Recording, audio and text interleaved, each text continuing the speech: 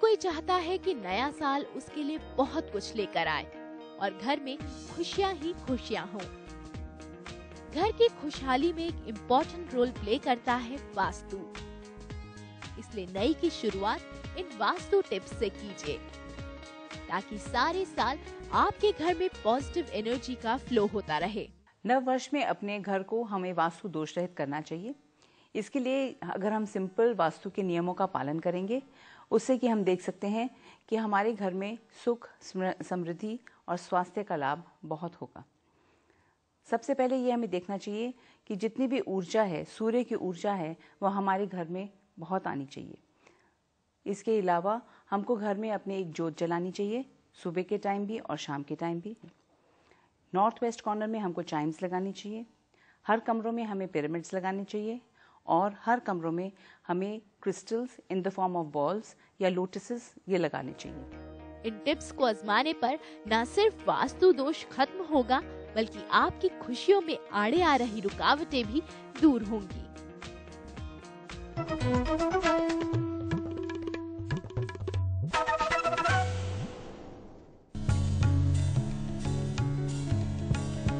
एक बड़े से टेबल और उसके चारों तरफ 4-6 कुर्सियां लगाकर डाइनिंग रूम को कंप्लीट मान लिया जाता है, जबकि डाइनिंग रूम इस तरह का होना चाहिए जिससे खाने का मजा और भी बढ़ जाए। इसलिए डाइनिंग रूम को ज्यादा अट्रैक्टिव बनाने के लिए कुछ टिप्स हैं जो हम आपको दे सकते हैं। डाइनिंग रूम के अंदर फर्स्ट ऑफ ऑल ये देखना चाहिए कि जो भी टेबल हो वो या तो स्क्वायर हो या रेक्टेंगल हो। ओवल टेबल्स हम लोग अलाउ नहीं करते हैं, ना ही हम राउंड टेबल्स अलाउ करते हैं। Square and rectangle is a shape जिसको हमने फॉलो करना है। जो भी क्रॉकरी का सामान है, जो भी हैवी सामान है, वो हम लोग साउथ या साउथ वेस्ट कॉर्नर के अंदर रखते हैं। देन वी से कि जो ईस्ट कॉर्नर है वहाँ पे एक मिरर लगाना चाहिए। एंड जो टेबल, मेन टेबल है जिसके डाइनिंग टेबल के ऊपर, वी शुड पुट अ बोल which is full of fruits या फ्लावर्स। एंड जो वो फ्रूट एंड फ्लावर्स का बोल होता है, it should reflect in the mirror. This will create a sense of bountiness, prosperity in the house. And also जब ये जो भी head of the family है, he should sit in the east side, he should sit facing the east and facing the north. ज़्यादा लोगों को south की तरफ फेस करके नहीं बैठना चाहिए। बिकॉज नॉर्थ फेसिंग या ईस्ट फेसिंग अगर आप बैठोगे तो आपकी जो डाइजेशन होगी, it is going to be much better. And उसके अंदर हम लोग फोटोग्राफ्स या पिक्चर्स हम लगा सकते हैं ऑन द वेस्ट साइड या on the north side also. जितनी भी लगानी है, it should be full of fruits या फ्लावर्स की हों। और अगर आपने कटलरी वगैरह जो भी रखनी है, वो it has to be kept in the south या साउथ वेस्ट कॉर्नर में ही आएगी कटलरी।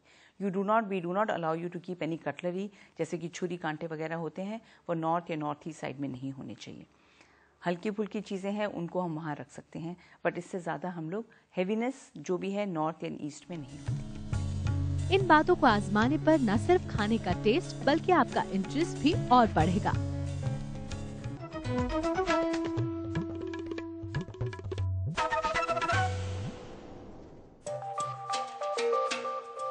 हम सभी की तमन्ना होती है कि हमारे घर के बाहर एक सुंदर सा गार्डन हो जिसमें बैठकर हम न केवल आसपास के नजारों का मजा ले सकें बल्कि खुशियों के कुछ पल भी एक दूसरे के साथ शेयर कर सकें।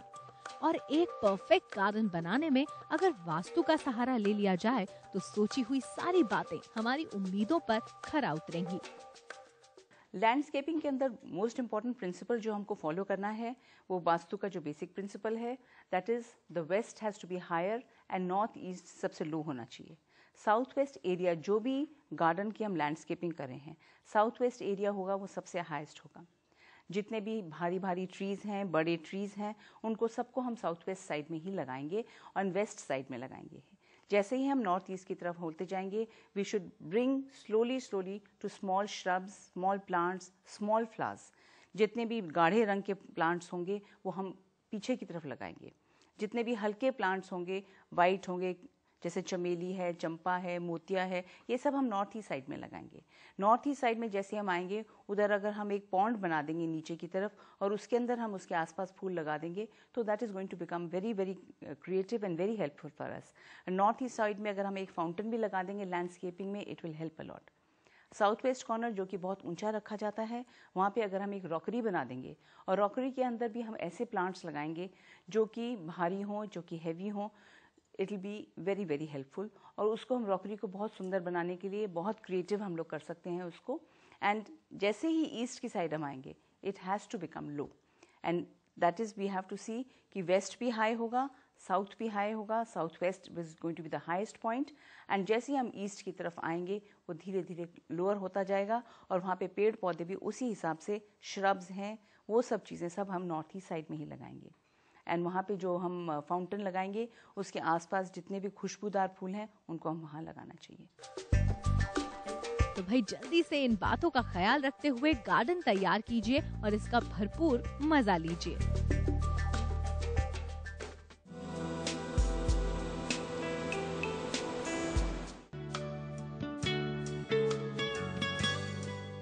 घर सिर्फ ईंट, पत्थर और चूने की आकृति को नहीं कहते हैं। घर का मतलब है उस जगह से जहाँ परिवार चैन सुकून तलाश करता है। इसकी खातिर हम घर बनाने के दौरान वास्तु का ख्याल रखते हैं, मगर इतना काफी नहीं है, क्योंकि घर के डेकोरेटिव आइटम्स को अरेंज करते वक्त भी वास्तु का ध्यान रखना चाहिए। घर की डेकोरेशन में फ्लावर इम्पोर्टेंट रोल प्ले करते हैं, इसलिए जानते हैं कि किस वास्तु के हिसाब से फ्लावर्स का अरेंजमेंट करना चाहिए। आजकल फूल तो बहुत ही सुंदर हैं, सर्दियों का मौसम है, सब तरफ बहुत ही सुंदर कलरफुल फूल आए हुए हैं, मगर फूलों को अगर हम अपने घर में वास्तु के हिसाब से लगाएंगे तो बहुत ही अच्छा होगा। तो उसमें हमें देखना है, अगर हम नॉर्थ ईस्ट साइड से शुरू करें तो नॉर्थ ईस्ट साइड में सबसे पहले हमको हल्के सफ़ेद रंग के फूल लगाने चाहिए, जो कोई भी फूल हो सकते हैं मगर सफ़ेद रंग में हो। धीरे धीरे इनका रंग हम देखते हैं कि वो लाइट पिंक की तरफ जाना चाहिए, फिर मूव रंग का हो जाना चाहिए, एंड देन थोड़े बहुत येलो कलर के फूल भी हम अपने घर में लगा सकते हैं। एंड जैसे ही अलग तरफ से हम निकलते चले जाएंगे, वो रंग मरून कलर का होगा। साउथ की साइड में जितने फूल होंगे, लाल रंग, ऑरेंज रंग, मरून, फिर डीप मरून हो जाएगा। एंड साउथ ईस्ट की तरफ जब हम पहुंच जाएंगे तो वो रंग जो हैं वो पर्पल की तरफ निकल जाएंगे। पर्पल की तरफ होंगे, ब्लू कलर्स के फूल होंगे, जैसे ऑजिलियाज होते हैं, स्वीट पीस वगैरह एक्सेट्रा होते हैं, डेलियाज हैं, वो उनको हम जितने भी हैं पर्पल कलर में हम लगाना चाहिए। और आगे जैसे भी हो हम लोग रोजेस लगा सकते हैं, but they should be deep colour roses. जितने भी वेस्ट साइड में फूल हैं वो सारे डीप कलर्स में ही होंगे। अगर हम उस तरफ निकलते चले जाएंगे, जितना वेस्ट साइड जैसे ही आता चला जाएगा उसमें हम ग्रीनरी में चले जाएंगे, जैसे कि फर्न्स हैं, प्लांट्स हैं, सक्यूलेंट्स हैं, ये सब चीज़ों को हम वेस्ट साइड में लगाएंगे। फर्न्स हैं, मनी प्लांट्स हैं, ये सब चीज़ें हम लोग वेस्ट साइड के अंदर निकलते चले जाएंगे। क्रीपर्स हैं एट्सेट्रा। ऐसे हम देखते हैं कि सारे रंग, सब फूल हर तरफ लग सकते हैं, मगर अगर हम उनको वास्तु के हिसाब से लगाएंगे वो और भी बहुत अच्छे हो जाएंगे। पर जब भी फूल आप अपने घर में लगाएं, एक चीज़ का ज़रूर आप देखिए, जो भी कांटे हों उसके अंदर, वो कांटों को आप ज़रूर निकाल दें। इसलिए हर तरफ जो फूल हैं, फूल तो सुंदर ही होते हैं। अगर हम चाहें कि कलरफुल फूल लगाएं तो वो भी हम लगा सकते हैं कहीं पे भी, बट वास्तु के हिसाब से लगाए हुए फूलों से आपको बहुत बेनिफिट मिलेगा। वास्तु से जुड़ी इस जानकारी को ध्यान रखकर घर को सजाने पर घर तो सुंदर लगेगा ही, साथ ही साथ घर की सुख शांति पर भी आंच नहीं आएगी।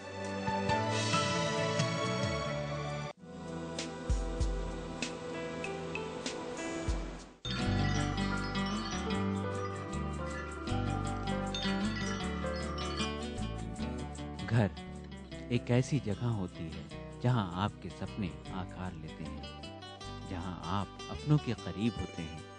ये घर ही तो है जिसकी खुशियों को कायम रखने के लिए आप हर वक्त चिंतित रहते हैं।